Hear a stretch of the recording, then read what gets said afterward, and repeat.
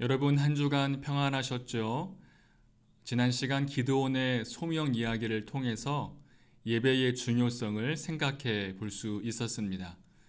부모로부터 자연스럽게 이어받았던 우상 숭배를 하나님은 제거하게 하셨고 기드온은 성공적으로 그 일을 해내었습니다. 바알을 섬기던 이스라엘 백성들이 바알과 아세라가 쓰러지고 찍힌 그 광경을 보고서 신성 모독으로 기드온을 죽이려 했던 이런 모습 속에서 이스라엘의 신앙이 얼마나 부패하고 변질되었는지도 알 수 있었습니다. 그 영적으로 혼탁한 사사시대에 구원자로 부름받은 것이 참 귀한 일이라는 것을 생각할 수 있었습니다. 기드온이 우상을 제거하고 하나님께 예배를 드리면서 당당한 사사로 쓰임 받으리라 생각되지만 예상외로 기드온은 조금 안타까운 모습을 보여줍니다. 그 이야기가 이제 시작되는데요. 기드온의 신앙적인 갈등과 불안함 그리고 변질되는 모습을 통해서 우리는 반면 교사로 삼으면 될 것 같습니다. 한 가지 부탁드리고 싶은 점은 기드온의 이야기가 6장부터 8장까지이고요. 9장은 기드온의 아들 아비멜렉에 대한 내용인데 이 사사기 강의가 통독하는 시간이 아니잖아요. 그래서 이 시간에 성경을 다 읽을 수는 없을 것 같습니다. 여러분들께서는 강의를 들으시거나 또는 들으시기 전에 꼭 읽으시기를 부탁을 드립니다. 읽고 나서 이해가 안 되시는 부분이 있으시거나 또 보충 설명이 필요하신 그런 내용이 있으시면 저에게 말씀해 주시고 제가 또 강의 시간이든 또 개인적으로든 설명을 드리도록 하겠습니다. 꼭 읽으셔야 합니다. 기드온은 천사에게 요구한 징표를 받고서도 확신이 서질 않았습니다. 그래서 전쟁에 나가기 전에 신앙적인 갈등을 여러 차례 겪게 되었습니다. 그 내용이 사사기 6장 33절부터 7장 18절까지 기록되어 있습니다. 미리 결론을 말씀드리면 기드온은 하나님께서 이스라엘을 구원해 주시겠다고 말씀하셨는데 그것을 5번이나 의심하였습니다. 기드온이 300명의 용사와 함께 당당하게 승리한 것 같지만 사실은 그렇지 않은 것이죠. 현대적으로 설명하면 기드온은 불안증이 심하고 조급하고 그리고 소심한 인물입니다. 앞에 나왔던 드보라와는 굉장히 비교가 되는 인물이지요. 그래도 하나님은 기드온의 그 응석을 다 받아주시면서 결국 하나님의 일을 이루셨습니다.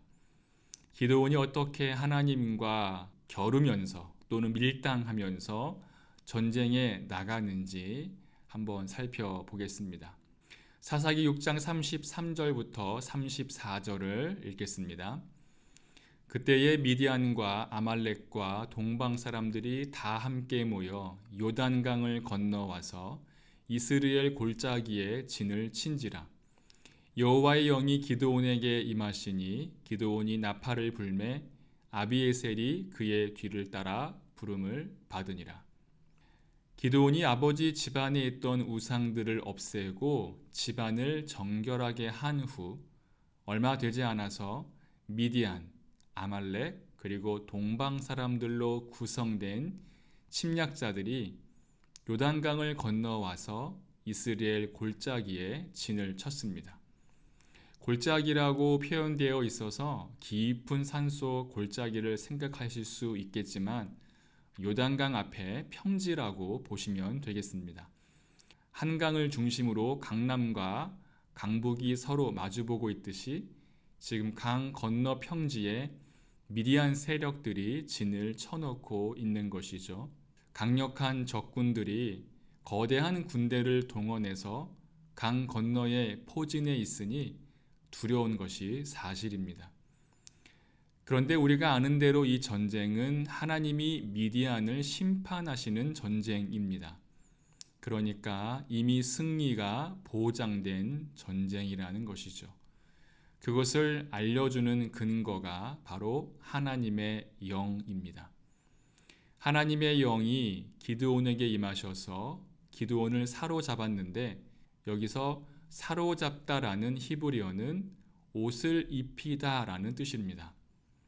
사사기 3장 10절에 하나님의 영이 온니엘에게 임했는데, 그때에 임했던 하나님의 영은 내려온 것이었습니다.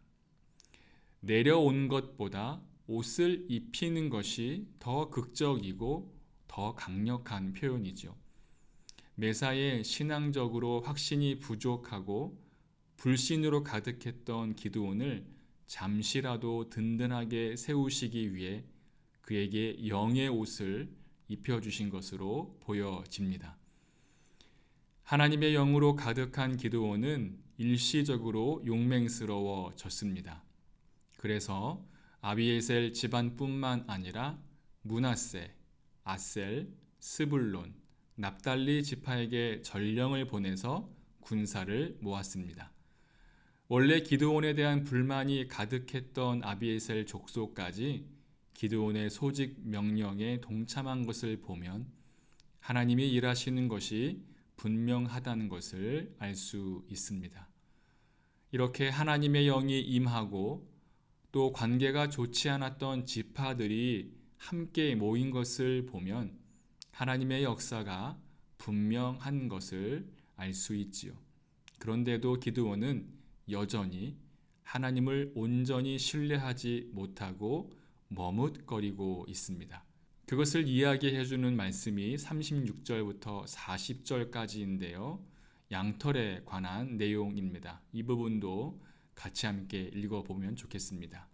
기드온이 하나님께 여쭈되 주께서 이미 말씀하심 같이 내 손으로 이스라엘을 구원하시려거든 보소서. 내가 양털 한 뭉치를 타작 마당에 두리니 만일 이슬이 양털에만 있고 주변 땅은 마르면 주께서 이미 말씀하신 같이 내 손으로 이스라엘을 구원하실 줄을 내가 알겠나이다 하였더니 그대로 된지라. 이튿날 기드온이 일찍이 일어나서 양털을 가져다가 그 양털에서 이슬을 짜니 물이 그릇에 가득하더라. 기드온이 또 하나님께 여쭈되 주여 내게 노하지 마옵소서. 내가 이번만 말하리이다. 구하옵나니 내게 이번만 양털로 시험하게 하소서. 원하건대 양털만 마르고 그 주변 땅에는 다 이슬이 있게 하옵소서 하였더니 그 밤에 하나님이 그대로 행하시니 곧 양털만 마르고 그 주변 땅에는 다 이슬이 있었더라. 이 내용은 굳이 설명드리지 않아도 여러분이 금방 이해가 되실 것 같습니다. 쉽게 이야기하면 이렇습니다. 동전을 던져서 앞면이 나오면 하나님 믿을게요. 그리고는 동전을 던졌는데 앞면이 나왔잖아요. 근데 한 번 더 하자는 겁니다. 이번에는 동전이 앞뒤가 아니라 동전을 던져서 떨어졌는데 옆으로 서면 하나님 진짜 믿을게요. 그러면 하나님이 이 전쟁을 이기게 하신다고 믿고 제가 나가겠습니다.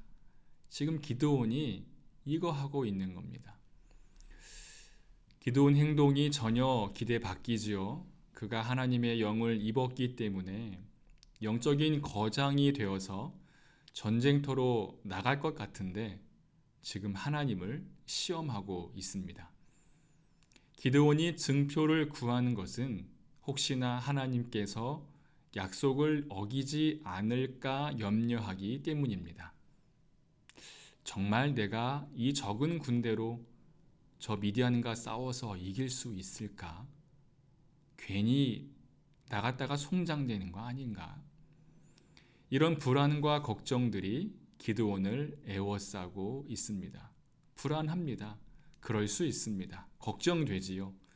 그런데 하나님을 상대로 증표를 구하는 것은 불안과 걱정이 아니라 불신입니다. 말씀을 믿지 못하는 것입니다. 기드온은 사사들 중에 유일하게 하나님과 직접 대화를 주고받은 사람입니다. 성경에 그렇게 하나님과 직접 대화를 나눈 사람이 별로 없습니다. 그런 그가 어떤 사사들보다 많은 불신으로 가득 차 있다는 점이 정말 아이러니한 것이죠. 하나님께서 이런 일들을 다 받아주시고 참아주시면서 그를 도구로 사용하고 있다는 것이 그저 놀라울 뿐입니다. 이제 사사기 7장 1절부터 8장 21절까지 본격적인 전쟁 이야기가 펼쳐집니다. 미디안 사람들을 중심으로 구성된 적군과 기드온의 군대가 한판 승부를 겨룰 시기가 온 것입니다. 이스라엘은 총 3만 2천 명이고 적군은 13만 5천 명입니다. 숫자적으로 계산해도 이스라엘 한 명당 5명을 상대해야 합니다. 그런데 적군에게는 낙타까지 있었죠. 굉장히 불리한 상황입니다. 여기서 양털의 징표를 받았으니 조금 불안감이 해소가 될 것 같지만 갑자기 하나님께서 기드온에게 엉뚱한 요구를 하셨습니다. 이스라엘 군사가 너무 많으니 그 중에 일부를 집으로 돌려보내라는 것입니다. 기드온의 군대는 2단계를 거쳐서 인원이 축소됩니다. 첫 번째는 두려워서 떠는 사람들을 돌려보냈습니다. 그러니까 무서운 사람들은 집으로 가라는 거죠. 3만 2천 명 중에 몇 명이나 갔을까요? 2만 2천 명이 돌아갔습니다. 그러면 이제 10,000명 남았죠. 적군은 13만 5천 명 그대로인데 지금 이스라엘 백성은 10,000명 남았으니 이제는 한 명당 13명을 상대해야 합니다. 저는 이 상황에서 무서운 사람은 집에 가라고 했을 때에 아마 기드온이 제일 먼저 가고 싶어 하지 않았을까 하는 생각을 해봤습니다. 겁쟁이 기드온이 얼마나 가고 싶었을까요? 아마 이를 악물고 버티고 있었을 겁니다. 자, 그런데 여기서 하나님은 또 한 번 줄이십니다. 두 번째 단계인데요. 하나님은 10,000명도 많다고 하시면서 이 남은 10,000명을 물가로 데려가서 물을 먹는 모습을 통해 또 한 번 집에 보낼 사람을 골라내시겠다고 하셨습니다. 개처럼 혀로 물을 핥는 자들과 무릎을 꿇고 마시는 자들을 구분하시겠다 하셨습니다. 사실 이 자세는 큰 차이가 없습니다. 개처럼 핥기 위해서는 무릎을 꿇어야 하기 때문입니다. 실제 물을 마시게 하니까 2가지 자세가 나왔죠. 한 부류는 무릎을 꿇고 먹었고 또 한 부류는 손으로 움켜서 핥아 먹었습니다. 하나님께서 누구를 선택하셨을까요? 손으로 움켜서 핥아 먹은 300명이었습니다. 자, 이것을 민첩하고 또 조심성 있고 적극적인 그리스도의 군사로 해석하면서 우리 성도들도 그렇게 민첩하고 조심성 있고 또 열정적인 하나님의 군사로 살아야 한다라고 적용하기도 하는데요. 조금 무리가 있다고 봅니다. 하나님께서 처음에 말씀하신 이 2 자세가 큰 차이가 없습니다. 명확하지를 않아요. 왜냐하면 둘 다 무릎을 꿇어야 하기 때문입니다. 그래서 실제로 고대 기독교 역사가였던 요세푸스는 집으로 돌아간 9,700명이 겁쟁이가 아니라 300명이 겁쟁이였다고 해석합니다. 이후 여러 주석가들도 이 해석에 동의하고 있습니다. 그래서 300명은 정예 부대가 아니라 기드온을 비롯한 겁쟁이 무리였다는 것입니다. 하나님께서 인원을 줄이시는 이유에 대해서 이렇게 말씀하셨죠. 2절입니다. 여호와께서 기드온에게 이르시되 너를 따르는 백성이 너무 많은즉 내가 그들의 손에 미디안 사람을 넘겨주지 아니하리니 이는 이스라엘이 나를 거슬러 스스로 자랑하기를 내 손이 나를 구원하였다 할까 함이니라. 중요한 것은 인원을 줄이는 것이지 어떤 자세가 중요한 게 아니라는 겁니다. 그리고 하나님은 민첩하고 또 열정적이고 조심성 있는 전쟁에 잘 준비된 사람을 찾으시고 구별하시는 것이 아니라 기드온을 포함해서 불안과 걱정으로 가득한 사람을 선택하신 것이죠. 왜일까요? 자랑하지 못하도록 하기 위함입니다. 결과적으로 32,000명에서 시작된 기드온의 군대는 300명만 남게 되었습니다. 정확히는 기드온을 포함해서 301명입니다.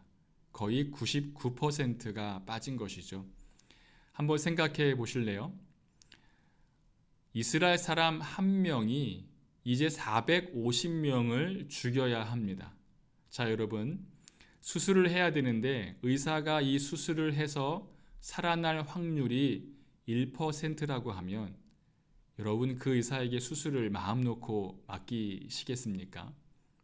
1%는 가능성이 없다고 보아야 합니다. 만약에 이 300명이 특전사나 UDT 같은 정예 부대였다면 이기고 난 후에 자기들이 실력이 좋아서 잘해서 똑똑해서 이겼다고 할 것입니다. 그러면 하나님의 의도와 안 맞는 거지요. 숫자적으로 불가능한 상황이 되어야 하고요. 그리고 군사들의 전투력도 불가능한 상황이 되어야 인간의 자랑이 빠지게 되는 것입니다. 그렇게 되어야 하나님께서 완벽하게 승리하시는 그런 전쟁이 되는 것이죠. 자, 이렇게 1%의 불가능한 상황을 앞두고 기드온이 편하게 잘 수 있었을까요? 굉장히 불안해했을 겁니다. 그때 기드온에게 하나님께서 다시 말씀하십니다. 사사기 7장 9절에 보니까 일어나 진영으로 내려가라. 내가 그것을 내 손에 넘겨 주었느니라 라고 하셨습니다. 진영으로 가라는 것은 미디안 적진으로 들어가라는 것이죠. 불안해하는 기드온에게 하나님께서 무엇인가 명확한 증거를 보여주시려고 하는 것 같습니다. 기드온은 부라라는 이 부하를 데리고 적진에 들어가 정탐을 하기 시작합니다. 혼자 가기 무서워서 하나님께서 부하와 같이 가라고 하신 거죠. 적진에 점탕하러 간 이 기드온과 부라는 미디안의 군사들이 서로 주고받는 어떤 이야기를 듣게 됩니다. 꿈 이야기였는데요. 그 꿈이 이스라엘에게 미디안이 질 것이라 라는 꿈이었던 것이죠. 이 이야기를 들은 기드온에게 용기가 솟아올랐습니다. 얼마나 용기가 솟아오르고 얼마나 확신에 찼는지 이스라엘 진영으로 돌아온 기드온은 남은 300명에게 이렇게 소리칩니다. 일어나라! 주께서 미디안의 진영을 너희 손에 넘겨주셨다. 하나님께서 여러 차례 승리를 주실 것이라고 말씀하셨습니다. 하지만 기드온은 그동안 그 말씀을 믿지 못했습니다. 그리고 지금 미디안 군인의 말을 듣고서는 믿음이 생긴 것입니다. 사람의 말을 듣고 확신이 생긴 것이죠. 참 기가 막힌 일입니다. 기드온의 300용사와 미디안과의 전쟁은 여러분 잘 아시는 것처럼 칼과 창으로 싸우는 그런 전쟁이 아니었습니다. 300용사는 항아리와 횃불을 들고 나갔습니다. 그들은 나팔을 불고 항아리를 깨고 횃불을 휘두르며 소리를 질렀습니다. 그런데 하나님의 칼이 갑자기 등장하지요. 22절에 보니까 나팔을 불 때에 하나님께서 친구끼리 칼을 치게 하셨다라고 말씀하고 있습니다. 미디안 군인들은 갈팡질팡 뛰어다녔고 아우성치며 부르짖었고 허겁지겁 도망하기 정신이 없었습니다. 세 민족이 합세한 연합군이었기 때문에 한번 혼란이 빚어진 다음에는 걷잡을 수 없는 상황이 된 것이죠. 결과적으로 미디안 연합군을 상대로 이스라엘은 큰 승리를 거두게 되었습니다. 정확히 말하면 하나님께서 승리하신 것이죠. 저는 개인적으로 기드온의 이야기가 여기서 끝났으면 좋았을 것 같다라는 생각을 합니다. 왜냐하면 이 이후에 기드온이 너무 무너지거든요. 8장은 미디안에 이어서 두 번째 전투가 나오는데요. 한마디로 기드온의 복수극입니다. 도망친 미디안 적장을 잡으려고 추격하다가 먹을 것을 주지 않는 이스라엘 백성들을 기드온이 집단으로 살육합니다. 숫곳의 장로 77명과 분노의 사람들을 집단으로 살인한 기드온은 생포한 미디안의 적장 세바와 살문나까지 공개 처형시켰습니다. 그 둘을 죽인 이유는 그저 단순한 개인적 복수였습니다. 자기 형제를 죽였다는 이유인 것이죠.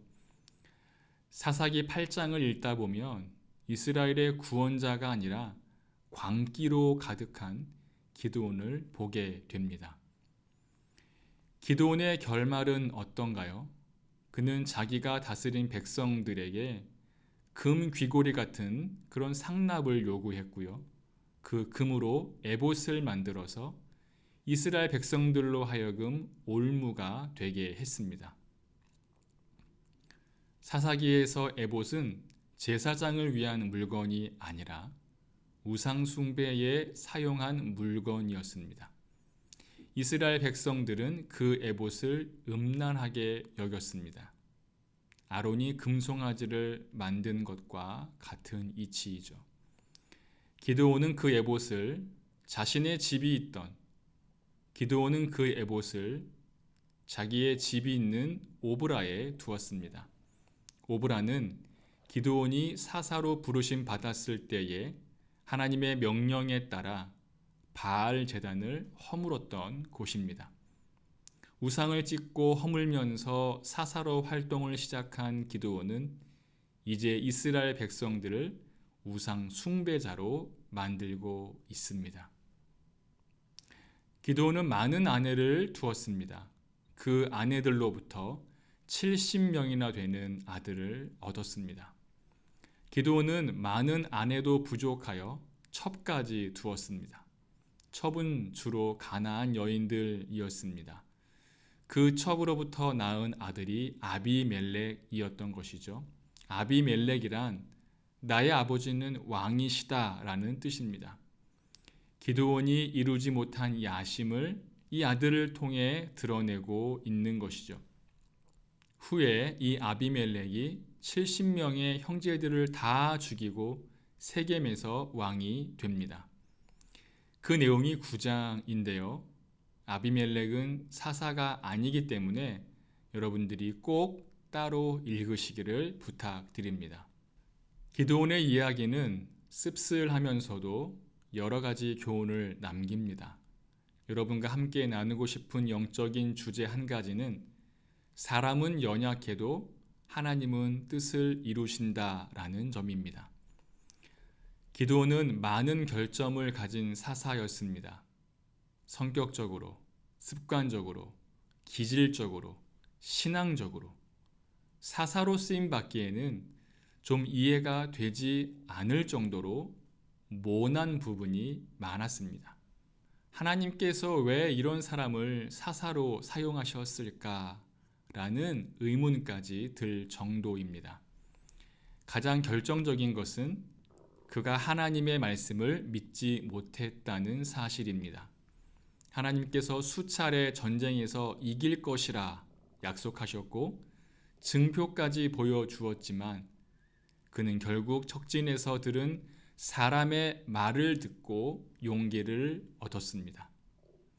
기드온이 이해가 되지 않을 뿐만 아니라 하나님까지도 이해가 되지 않을 정도지요.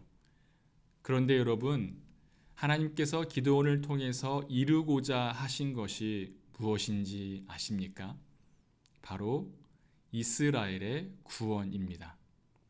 하나님은 이스라엘을 구원하시는 일을 가장 우선적으로 생각하셨기 때문에 기드온의 불신과 잘못된 신앙을 문제 삼지 않으셨습니다. 어쩌면 그 당시 이스라엘 백성들 중에서 기드온이 그나마 나았을 수도 있어요. 그렇지 않겠습니까? 바알 섬기는 일이 너무나 자연스러운 분위기였고 그 제단을 헐면 신성 모독이라는 말까지 들어야 하는 이스라엘 공동체의 영적인 수준이 얼마나 바닥을 치고 있는지 우리는 짐작할 수 있습니다. 그 중에 기드온이 그나마 쓸만한 인물이라는 것을 생각하면 조금 이해가 되는 것 같지요. 어쨌든 분명한 것은 기드온은 이스라엘을 구원하는 하나님의 도구로 쓰임 받았다는 점입니다. 이것이 하나님의 은총이지요. 우리는 사람의 기준과 판단으로 바라보지만 하나님은 하나님의 기준으로 보신다는 점입니다. 우리가 가장 많이 하는 실수가 바로 이 부분입니다. 우리 생각대로 하나님이 사람을 뽑으시고 일하실 것이라는 착각입니다. 이사야가 이렇게 말했지요. 내 생각이 너희의 생각과 다르며 내 길은 너희의 길과 다름이니라. 하늘이 땅보다 높음같이 내 길은 너희의 길보다 높으며 내 생각은 너희의 생각보다 높음이니라. 하나님은 연약한 기드온을 통해서 이것을 우리에게 일깨워주고 있습니다. 따라서 기드온처럼 하나님을 자기 생각 속에 가두지 말고 하나님께서 어떻게 역사하시는지 기대하고 바라보아야 합니다. 세상에 현자와 부자와 통치자들이 있지만 이 세상에는 하나님이 다스리시고 통치하십니다. 집안에는 내가 힘있고 어른이고 주인 같지만 하나님이 나의 가정을 다스리심을 인정해야 합니다. 직장도, 학교도, 사업도, 그리고 이 나라와 온 민족도 우리의 생각보다 크고 높으신 하나님께서 하나님의 방식대로 다스리시고 통치하심을 믿으시기를 바랍니다. 그것을 믿을 때에 우리의 이 어려운 상황을 인내하고 견뎌낼 수 있습니다. 사랑하는 여러분, 횃불이 칼을 이기고 항아리가 창을 이깁니다. 말씀이 우리의 연약함을 승리로 이끌어 주실 것입니다. 세상이 이기는 것 같으나 결국 하나님께서 반드시 승리하십니다. 다음 시간에는 입다에 대한 이야기를 살펴보겠습니다. 사사기 10장부터 12장까지인데요. 여러분 먼저 읽고 오시면 좋을 것 같습니다. 아침 저녁으로 일교차가 심하지요. 감기 걸리지 않도록 건강 유의하시고 한 주간 평안하시기를 빕니다. 저는 다음 시간에 또 뵙겠습니다. 감사합니다.